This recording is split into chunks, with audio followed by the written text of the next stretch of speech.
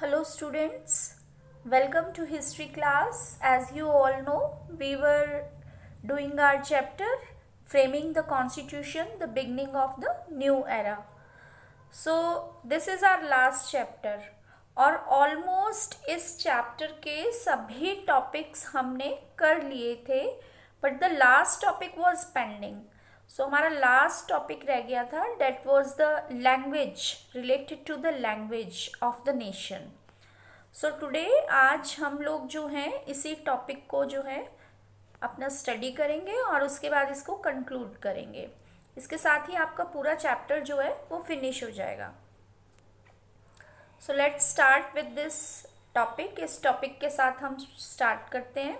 एक चीज़ और आपने ध्यान में रखनी है डेट इस चैप्टर में बहुत सारी स्टेटमेंट्स हैं, तो वो जो स्टेटमेंट्स हैं उनको एक बार रीड ज़रूर करना है एनसीईआरटी से कि कौन से वाला जो पार्ट है, कौन सी वाली स्टेटमेंट है, वो किसने कहा और उसका मीनिंग क्या है. So now this is the last topic. इसको जो है स्टार्ट करते हैं, the language of the nation. So children, as you all know कि हमारा जो कंट्री है इसमें अलग अलग रीजन्स हैं, बहुत सारे रीजन्स हैं और हर रीजन में अलग अलग लैंग्वेज भी बोली जाती है. सो ऐसे टाइम में एक नेशन बनाना, एक सारे रीजन्स के अलग अलग कल्चर्स को देखते हुए एक बहुत ही डिफ़िकल्ट टास्क था कि कैसे सब लोगों को एक दूसरे के साथ कनेक्ट किया जाए और कैसे कनेक्ट करें जब लोग एक दूसरे की भाषा ही नहीं जानते हैं. So with in the constituent assembly language issue को लेके काफ़ी सारे डिबेट्स हुए और बहुत बार ऐसा भी हुआ कि इन डिबेट्स की वजह से इंटेंस आर्ग्यूमेंट्स तक हुए. सो बाय द 1930s, इंडिपेंडेंस मिलने से भी बहुत पहले कांग्रेस ने ये एक्सेप्ट कर लिया था कि हिंदुस्तानी जो है वो इंडिया की नेशनल लैंग्वेज होगी. जब भी हमें इंडिपेंडेंस मिलेगी Hindustani will be the national language. So Mahatma Gandhi को भी ऐसा लगता था कि हर कोई जो है हिंदुस्तानी जो है वो बोलता है. तो now what was this Hindustani language? ये हिंदुस्तानी लैंग्वेज थी क्या? ये हिंदुस्तानी लैंग्वेज थी जिसमें कि हिंदी और उर्दू दोनों का ब्लेंड देखने को मिलता था, मिक्सचर एक तरीके से. और इंडिया का एक लार्ज पॉपुलेशन, एक लार्ज सेक्शन ऑफ पीपल इसी कंपोजिट लैंग्वेज को बोलते थे. सो ओवर द ईयर्स बहुत सारे नए वर्ड्स, बहुत सारी नई टर्म्स इस लैंग्वेज में मिलते चले गए और ये लैंग्वेज और ज़्यादा जो है एनरिच होती चली गई. तो यही वो मल्टी कल्चरल लैंग्वेज थी जिसको कि महात्मा गांधी चाहते थे कि आइडियल लैंग्वेज है कम्युनिकेशन के लिए. और ये जो लैंग्वेज है नॉर्थ इंडिया को और साउथ इंडिया को दोनों के डाइवर्स कल्चर को भी एक तरीके से यूनिफाई करती है, हिंदू और मुस्लिम्स को भी जो है यूनिफाई कर रही है. So, but at the end, from the end of the 19th century, Hindustani language में भी बहुत सारे चेंजेस जो थे वो आए थे, क्योंकि ये एक ऐसा टाइम था जबकि कम्युनल कॉन्फ्लिक्ट्स बहुत ज़्यादा बढ़ गए थे हिंदू और मुस्लिम्स के बीच में. एंड हिंदी और उर्दू जो थे वो एक दूसरे से दूर जाने लगे थे. तो क्या हो रहा था, देखो कि एक तरफ तो उर्दू को पर्शियनाइज्ड करने की कोशिश हो रही थी. पर्शियनाइज्ड इन द सेंस कि उसमें अरबी के और फारसी के जो वर्ड्स थे उनका इंक्रीज एक तरीके से देखने को मिल रहा था. और दूसरी तरफ जो हिंदी थी उसको संस्कृताइज्ड किया जा रहा था. संस्कृताइज्ड करने का मतलब है that was made near to the Sanskrit, उसको संस्कृत के क्लोज लाते चले जा रहे थे. तो एक तरीके से मीन्स दोनों लैंग्वेजेस के बीच एक गैप क्रिएट हो रहा था. हिंदी बहुत ज़्यादा संस्कृताइज होने लगी थी, उसको संस्कृत के क्लोज लाया जा रहा था और उर्दू को पर्शियन और अरेबिक्स के क्लोज लाने की कोशिश चल रही थी. तो लैंग्वेज जो है वो बहुत हद तक एक रिलीजियस आइडेंटिटीज़ से रिलेट होने लगी थी. It become to associated with the religious identities. Politics of the religious identities. लेकिन महात्मा गांधी को अब भी इस लैंग्वेज में फेथ था, भरोसा था उन्हें। Then there is was a plea for a Hindi. So जब कॉन्स्टिट्यूएंट असेंबली के अर्लीस्ट सेशंस हुए उस समय बहुत सारे लोगों ने अपने अपने व्यूज़ रखे और बहुत इंटेंस डिबेट्स भी हुए। तो उसी टाइम एक पर्सनैलिटी थी, एक कॉन्स्टिट्यूएंट असेंबली के मेंबर थे जिनका नाम था आर.वी. धुलेकर। कांग्रेसमैन थे वो और यूनाइटेड प्रोविंस से थे। तो उन्होंने बड़ा एग्रेसिवली डिमांड उठाई कि हिंदी को जो है कॉन्स्टिट्यूशन मेकिंग की लैंग्वेज बनाया जाना चाहिए। और जब उन्होंने ऐसा बोला और कि तो उनको बताया गया कि भाई सब लोग तो कॉन्स्टिट्यूएंट असेंबली में हिंदी बोलना नहीं जानते हैं ना। अब बहुत सारे साउथ इंडियंस थे मेंबर्स, उन्हें साउथ की लैंग्वेजेस आती थी। बहुत सारे ऐसे थे जो किसी दूसरे रीजन से थे, उन्हें दूसरी लैंग्वेजेस आती थी।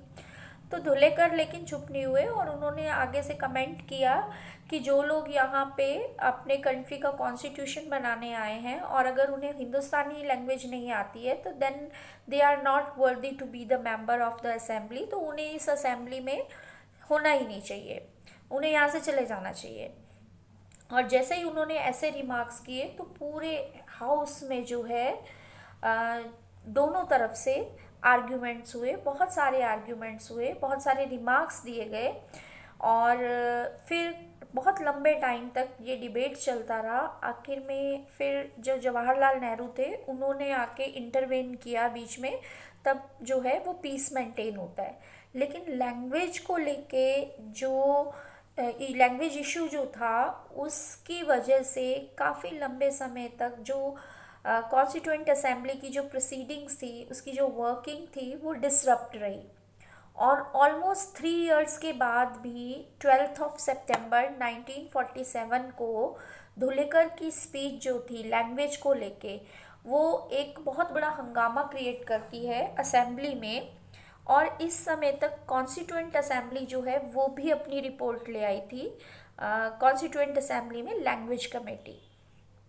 तो लैंग्वेज कमेटी की जब रिपोर्ट आती है तो लैंग्वेज कमेटी ने क्या किया, क्योंकि उन्होंने देखा कि ये जो मसला है ये तो बढ़ता ही चला जा रहा है और दोनों जो ग्रुप्स हैं, मीन्स जो लोग हिंदी को जो है के फेवर में हैं, हिंदी को जो है नेशनल लैंग्वेज बनाना चाहते हैं और बहुत सारे ऐसे भी ग्रुप्स हैं जो नहीं चाहते हैं। तो इनके बीच में क्यों ना कोई कॉम्प्रोमाइज़ फार्मूला जो है वो निकाला जाए। सो दे डिसाइडेड कि कोई ना कोई एक कॉम्प्रोमाइज़ फार्मूला निकालते हैं ताकि ये जो डेडलॉक है दोनों के बीच में, डेडलॉक इज़ अ सिचुएशन जब दोनों ग्रुप्स में से कोई भी जो है पीछे हटने का नाम नहीं ले रहा है और बात आगे बढ़ नहीं रही है। तो इस डेडलॉक को जो है उन्होंने सोचा कि इसी तरीके से जो है हम लोग जो है वो ठीक कर पाएंगे। तो ये क्या फॉर्मूला लेके आए, कॉम्प्रोमाइज़ फार्मूला। तो इन्होंने एक काम किया, इन्होंने कहा कि हिंदी जो है एज द नेशनल लैंग्वेज नहीं, क्या करेंगे उसको एक ऑफिशियल लैंग्वेज डिक्लेयर करेंगे। So Hindi as the national language जो उसका फेवर चाह रहे थे और जो उसके अपोज थे, दोनों के साथ कॉम्प्रोमाइज़ करते हुए उन्होंने फॉर्मली डिक्लेयर नहीं किया कि हिंदी जो है वो नेशनल लैंग्वेज होगी। तो ये डिक्लेयर किया गया कि हिंदी जो है जो देवनागरी में लिखी हुई हिंदी होती है, ठीक है, देवनागरी वो स्क्रिप्ट जो अब आप यूज़ भी करते हो, आजकल जो आप यूज़ करते हो, कि देवनागरी स्क्रिप्ट में लिखी गई जो हिंदी है वो हमारी ऑफिशियल लैंग्वेज होगी, ऐसा उन्होंने डिसाइड किया। और साथ साथ ये भी कहा कि इंग्लिश का यूज़ जो है वो कंटिन्यू चलता रहेगा। कब तक चलता रहेगा? अगले 15 ईयर्स तक। और इसके साथ साथ एक और काम भी किया गया कि हर जो प्रोविंस है जहाँ पे हिंदी स्पीकिंग है चाहे नहीं है, ठीक है, तो वहाँ पे वो क्या कर सकते हैं कि एक थर्ड लैंग्वेज अपनी जो है यूज़ कर सकते हैं, regional language for the official work. So by referring to the Hindi as a official rather than the national language, उन्होंने क्या किया, लैंग्वेज कमेटी ने सबकी इमोशंस को जो है वो पॉजिटिवली डील करने की कोशिश की और एक ऐसा सॉल्यूशन लेके आए जो सबके लिए एक्सेप्टेबल होगा। लेकिन अब जो मिस्टर धुलेकर थे वो अब भी सेटिस्फाइड नहीं थे, और उनका जो एटीट्यूड था वो जो है, he was not who like such an attitude of reconciliation. उन्हें नहीं पसंद था कि इस तरीके से कॉम्प्रोमाइज़ किया जाए। सो ही वांटेड कि हिंदी को डिक्लेयर करो कि ऑफिशियल लैंग्वेज है, ऑफिशियल लैंग्वेज नहीं बल्कि नेशनल लैंग्वेज है। सो उन्होंने उस टाइम जो कॉन्स्टिट्यूएंट असेंबली की प्रोसीडिंग्स चल रही थी उसमें जो लोग हिंदी के अगेंस्ट प्रोटेस्ट भी कर रहे थे उनको जो है उनके साथ में बहुत सारे आर्ग्यूमेंट्स किए, और उन्होंने उन लोगों पे अटैक किया अपने आर्ग्यूमेंट्स के थ्रू, जो लोग जो थे प्रोटेस्ट कर रहे थे कि हिंदी जो है it was forced on the nation, कि उनके ऊपर हिंदी जो है वो थोपी जा रही है। और उन्होंने ये भी कहा कि महात्मा गांधी का नाम लेके आप जो है हिंदुस्तानी को रेदर देन द हिंदी आप जो है वो नेशनल लैंग्वेज जो है वो डिक्लेयर करना चाहते हैं। सो वो बोलते हैं कि कोई किसी को भी इतनी खुशी नहीं होगी जितनी मुझे होगी अगर आप हिंदी को ऑफिशियल लैंग्वेज जो है डिक्लेयर करते हैं, लेकिन कुछ लोग जो है इसे एज अ कंसेशन मानते हैं हिंदी के लिए, बट मैं कहता हूँ कि ये कंसेशन नहीं है, ये एक हिस्टोरिक प्रोसेस का हिस्सा है। ओके, तो ये जो स्टेटमेंट्स हैं इनकी दी हुई ये भी बहुत इंपॉर्टेंट है, इनको ज़रूर पढ़िएगा। अब जहाँ धुलेकर की स्पीच है, जो वो आर्ग्यूमेंट्स देते हैं, वो पूरे हाउस में एक डिस्ट्रप्शन क्रिएट करते हैं, और बहुत बार इंटरप्शन होती है, प्रेसिडेंट उनको चुप कराने की कोशिश करते हैं, लेकिन धुलेकर अपनी स्पीच को कंटिन्यू रखते हैं। इसी तरीके से बहुत सारे और भी मेंबर्स थे कॉन्स्टिट्यूएंट असेंबली के जिन्होंने लैंग्वेज इशू को लेके अपने जो व्यूज़ थे वो रखे। जैसे ही कि साउथ में मद्रास से एक मेंबर थी श्रीमती दुर्गाबाई, ये अपनी वरीज़ को एक्सप्लेन करती हैं लैंग्वेज को लेके, और ये जब डिक्लेयर हुआ था ऑन द कि जो है Hindi will be the official language, तो ये अपनी इनकी एक स्पीच है, इनकी स्टेटमेंट्स हैं जो यहाँ पे दी गई हैं, इसको मैं आपको शॉर्ट में बता रही हूँ कि इसमें ये क्या कहती हैं। तो ये कहती हैं कि mister president, the question of the national language in India which was almost agreed by the opposition until recently was suddenly become a highly controversial issue। कि जो ज़्यादातर मेंबर्स थे वो इस लैंग्वेज इशू को लेके जो थे वो मान गए थे, एग्री हो गए थे, लेकिन फिर भी इसको एक कंट्रोवर्शियल इशू बना दिया गया। चाहे सही है चाहे गलत है, लेकिन जो नॉन हिंदी स्पीकिंग स्टेट्स हैं उनको ऐसा लग रहा है कि उनकी जो लड़ाई है वो उस एटीट्यूड के खिलाफ है जो कि हिंदी स्पीकिंग एरियाज़ में उनके प्रति अपनाया जा रहा है।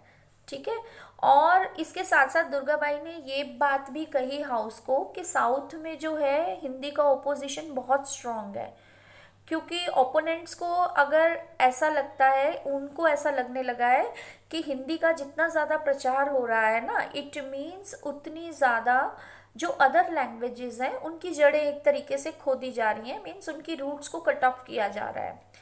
तो हालांकि दुर्गाबाई ने महात्मा गांधी के कहने पे हिंदी के प्रोपेगेंडा को, मीन्स हिंदी के प्रचार प्रसार का काम साउथ में किया था। बहुत सारे स्कूल्स क्लासेस भी चलाई गई थी जहाँ पे कि हिंदी की जो है उसको प्रमोट किया जाता था। तो लेकिन दुर्गाबाई ने कहा कि आई एम शॉक्ड, मुझे मतलब बहुत इस चीज़ का से शॉक हो रहा है कि ये जो एंथुसिज्म था हिंदी को लेके पहले years of the centuries ago, अब वो नहीं है। क्योंकि उन्होंने भी ये बात एक्सेप्ट की कि जो हिंदुस्तानी को हम लोगों की लैंग्वेज मान रहे थे, अब जो है वो लैंग्वेज ही चेंज होती चली जा रही है। कैसे चेंज होती जा रही है? जैसे उर्दू के या रीजनल लैंग्वेजेस के वर्ड्स जो हैं उसमें से रिमूव किए जा रहे हैं, और एक उसको जो है उसका जो पहले कंपोजिट कैरेक्टर था हिंदुस्तानी लैंग्वेज का वो ख़त्म हो रहा है। तो इस वजह से उनका ये मानना था कि जो दूसरे लैंग्वेज ग्रुप्स हैं उनके अंदर एक फियर की सिचुएशन जो है वो क्रिएट हो रही है। सो जैसे जैसे ये डिस्कशंस आगे बढ़े, मेंबर्स ने अपने अपने व्यूज़ रखे, बहुत सारे जो थे एकोमोडेशन स्पिरिट के साथ थे, एडजस्टमेंट के साथ चल रहे थे, है ना। जैसे शंकर देव थे, एक महाराष्ट्र से थे, बॉम्बे से मेंबर थे, ये भी कांग्रेसमैन थे, he was the follower of Mahatma Gandhi. इन्होंने भी हिंदी को एक्सेप्ट किया था as the language of the nation, लेकिन साथ साथ इन्होंने वार्निंग भी दी थी कि अगर जो है आप हिंदी के लिए होल हार्टेड सपोर्ट चाहते हो ना, तो क्या करना होगा, you must do now anything which may raise my suspicions and which will strengthen my fears. तो इस समय आप ऐसा कुछ मत करो जिससे कि मेरे मन में संदेह जो है वो बढ़े और मेरे जो है फियर्स हैं, है ना, रीजनल लैंग्वेजेस को लेके वो और ज़्यादा स्ट्रेंथन होते चले जाएं। तो ऐसे ही रामालिंगम शिथियल थे मद्रास से, उन्होंने कहा कि जो कुछ भी करना है वो बहुत ही सावधानी से करना होगा, है ना, क्योंकि ऐसा ना हो कि इसके अगेंस्ट एक जो स्टेट्स हैं वो बहुत ज़्यादा एग्रेसिवली रिस्पॉन्ड करें। तो आखिरकार हमें सबको मिलजुल के रहना है, एक यूनिफाइड नेशन में रहना है, and there should be a mutual adjustment. तो इन्हीं सब के बीच हमारी जो है वो लैंग्वेज पॉलिसी जो थी बड़ी कॉशियस यूज़ के साथ डिसाइड की गई कि जो है Hindi will be the official language along with other 21 scheduled languages in the list, और साथ साथ उसके साथ साथ इंग्लिश का यूज़ भी बड़ा ही कॉशियसली जो है वो चलता रहेगा ऑफिशियल वर्क्स के लिए। तो आप देखते हो कि हिंदी के प्रमोशन के लिए काम अब भी चलता रहता है, साथ साथ चलता है, लेकिन उसके साथ साथ अदर जो लैंग्वेजेस हैं उनको भी इक्वली इम्पोर्टेंस जो है वो दी जाती है। तो इस तरीके से हमने इस चैप्टर में देखा कि कैसे हमारा कॉन्स्टिट्यूशन जो है बहुत सारे इंटेंस डिबेट्स और डिस्कशंस के बाद जो है वो बन के तैयार होता है, और इसके बहुत सारे ऐसे प्रोविजंस थे जो कि date on which we arrive through a give and take policy, एक मिडल ग्राउंड जो था दो अपोज्ड पोजीशंस के बीच में बना के उसको जो है अप्लाई किया गया। तो इन सारे फीचर्स को मिला के हमारा कॉन्स्टिट्यूशन एक यूनिक, एक लॉन्ग, एक डिटेल्ड डॉक्यूमेंट बन के तैयार हुआ। So students, this is all for this chapter. इसके साथ ही आपका ये चैप्टर फिनिश हो जाता है। आई होप आपको लैंग्वेज पॉलिसी ऑफ इंडिया समझ में आ गई। ये बहुत इंपॉर्टेंट टॉपिक भी है आपके लिए, और मैं बार बार कहूँगी कि इस पूरे चैप्टर को बहुत अच्छे तरीके से रीड ज़रूर कीजिएगा, क्योंकि ये चैप्टर जो है इसमें बहुत सारी स्टेटमेंट्स हैं, और वो स्टेटमेंट्स कोई पर्टिकुलर क्वेश्चन बन के नहीं आती हैं, लेकिन वो अलग अलग कॉन्स्टिट्यूएंट मेंबर्स के डिबेट्स हैं, और वो उनके थॉट प्रोसेस को, उनके व्यूज़ को रिफ्लेक्ट करती हैं। So that's all for today. Thank you and have a nice day.